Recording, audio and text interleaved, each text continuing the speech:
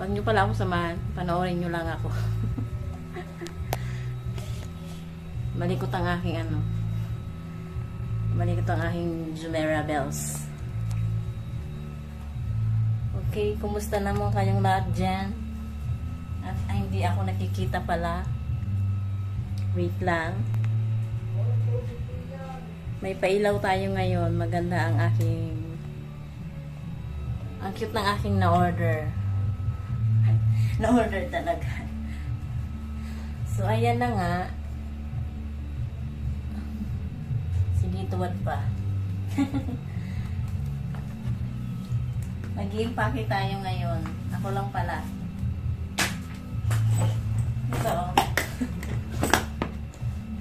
Ano to? Matagal na itong binili. Kaya lang. Hindi nakakauwi. Kaya hindi nagagamit. Kaya dumumi na lang siya kakatago. So, ngayon magagamit na siya. Ayan o. Binili namin to sa SM 2019 ata. Di ba? Ang tagal na. Pero ngayon lang siya makakawin ng isla. Mura lang to siya nung nabili kasi naka-sale. Hindi to nagamit. Nung umuwi yung asawa ko, hindi.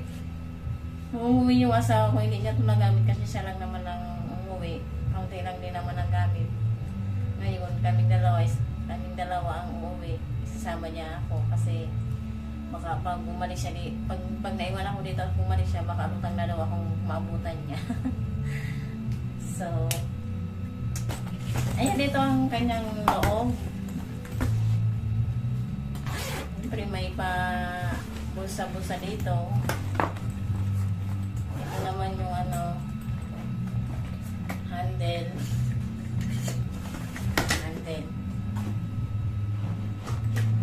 Ayan. Dito naman yung pwede mo siyang hilahin.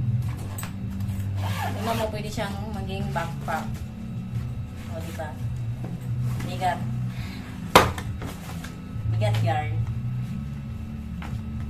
Kaya lang parang damit pa lang ng asawa ko. Parang damit lang ang asawa ko ang kakasya dito. Yan.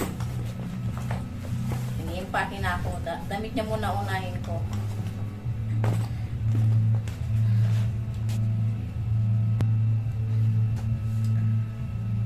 Karamihan ng damit ang dadalhin, yung mga jersey kasi iiwanan niya na doon. Ang dami-dami niya kasi jersey damit. Iiwanan niya na lang daw doon. Sana magkasya pati damit ko, no? I-update ko na lang kayo mamaya kung ano naging tsura.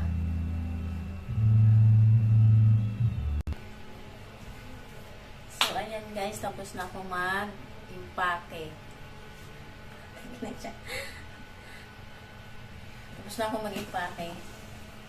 Ayan. Muntik na hindi magkasya. Grabe. So, ayan guys, tapos na ako mag-tupi. Muntik na siyang hindi magkasya. Grabe. Karamihan dyan, damit ng asawa ko. Ang dami na kasing jersey ng uwi kasi iiwanan niya na doon. Pinagkasya ko lang talaga. Pero may mga damit pa rin na hindi na ilagay dito. Tapos dito naman yung mga undergarments namin. Yan, mga underwear tsaka dito. Yan. Hindi talaga magkasya sa isang So kaya dito na lang. Yan. Siya naman bibit-bit nito eh.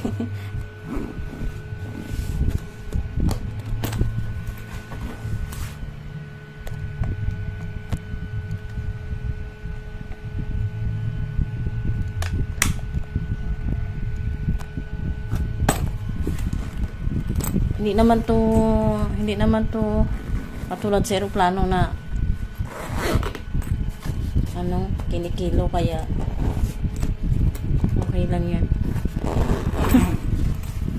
yung eroplano. Gusto niya nga mag-eroplano kami. Kaya lang sabi ko, mag-eroplano hanggang Mindoro lang din naman. May budget ka, girl. And guys, ito na siya. Grabe ang bigat. Ito sana, pwede pa siyang mapaglagyan. Kaya lang, pag binuwag niya, tapos ito ang gagamitin niya, butas. Kaya, huwag na lang. Tataguan na lang talaga ito ng ano. Magiging backpack. Dora the Explorer ba? Ready to gura na to. Bigat. Tapos na yan. Hindi niya kayang tumayo. Kahit siya hindi niya kayang tumayo. Kasi mabigat eh. Yeah.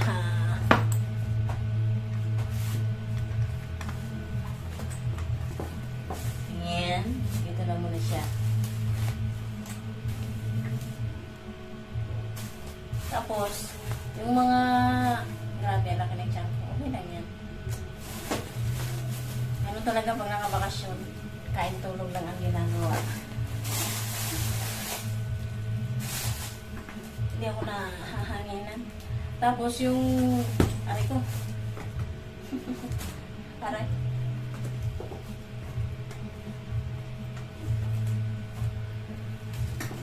Balik ko muna. Tapos yun nga, nung hindi talaga siya nakakauwi kasi nga gawa din ng nag-pandemic, hindi talaga siya nakakauwi. Nung nag-order siya ng mga jersey sa mga pamangkin niya. Ito, hindi. Sabi niya, hindi niya anong kakasya pa to. Nakauwi siya dati, pero hindi niya ito nadala. Kasi biglaan lang din yun. Dalawa ng jersey.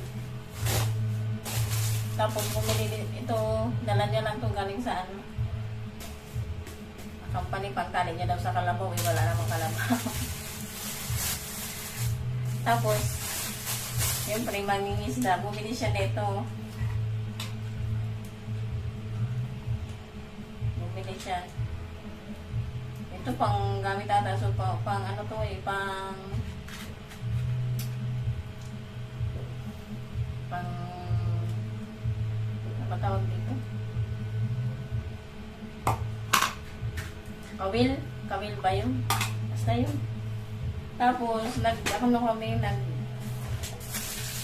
nagka-budget si Habi. Habi. Bumili kami ng tubigan. Ayan.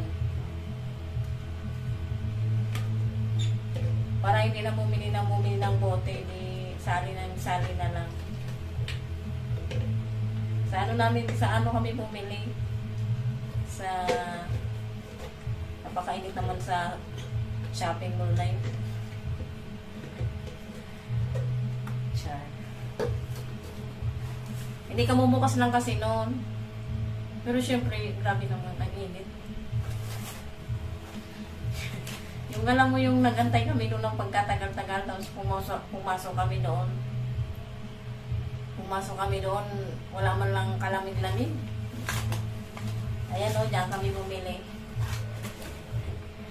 Ayan, ito binili namin.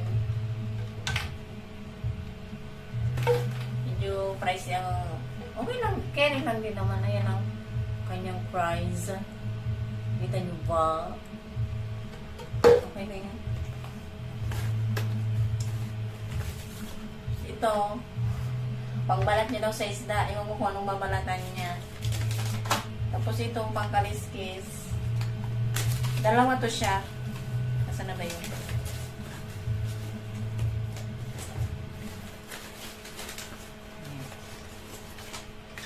Dalawa to siya.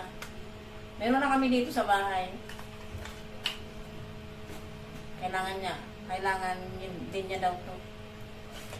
Mamamanyera ata siya ng mga isda. Tapos ito, gunting. Makunin naman kulay na gunting. Ayan. Gunting.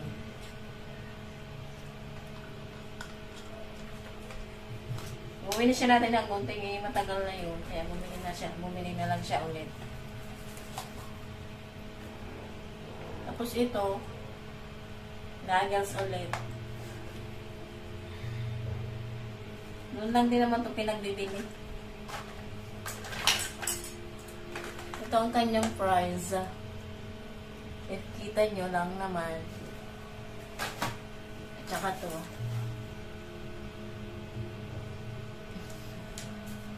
At saka price dito. Ayan. Kita nyo ba?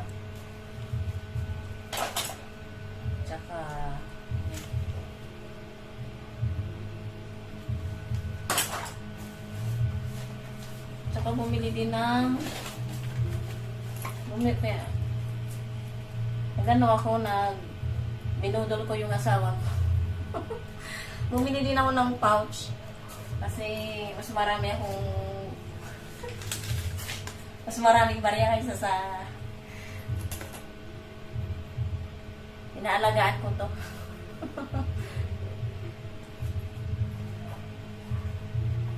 Tsaka ito nga yung pouch. Ayan ang kanyang price. Kita nyo ba? Ayan.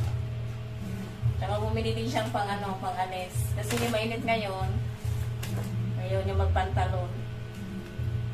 Ito na lang na short ang binili niya. Ayan. May nagustuhan sana siyang isa. Kaya lang, wala sa budget kasi budget lang kung pinagbibili namin. Ayan ang kanyang price. Ayan. Siyempre, nagpabudol ako.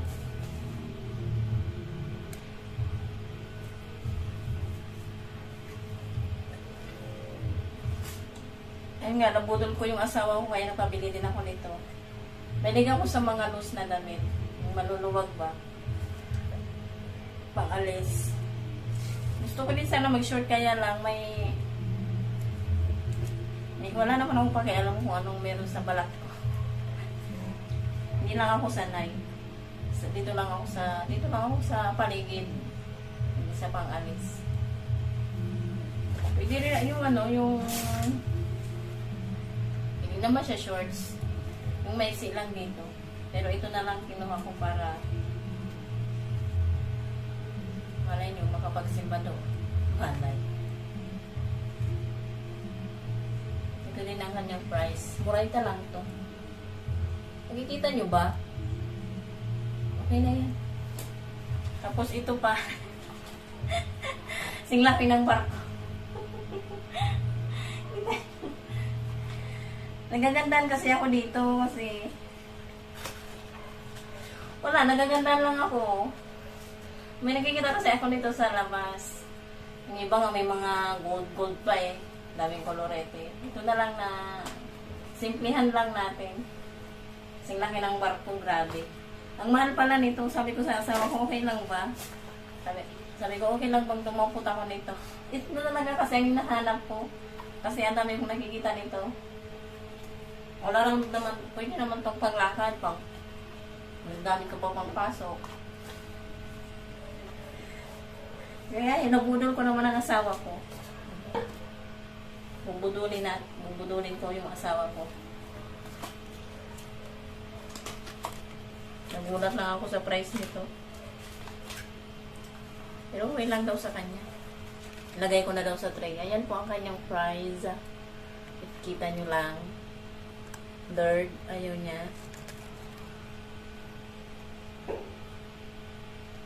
Ayaw niya. Ayan, at meron pa. Ito naman sa kanya. Diba? Kasing lalaki lang ng barko. Pero sa uro kami sasakay.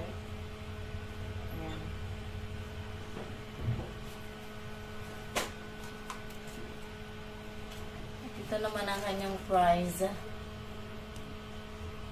Ayan. Ito naman, nag-order siya sa Lazada. Ano to, razor siya. Ayaw bubuksan kasi baka ayaw niyang pabuksan to. Pero razor to. Alam ko kasi ako ang nag-order. Ayun lang. So, sayang nga eh. Sana tatlo kaming uwi ngayon. Kaya lang.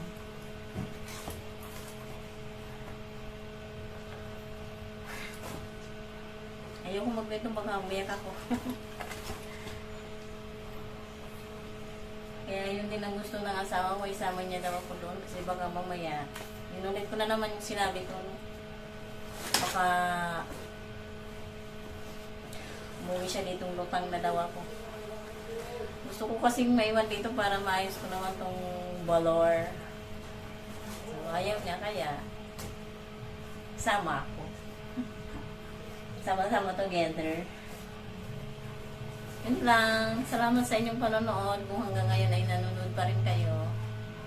Maraming salamat. God bless po at ingat kayong lahat.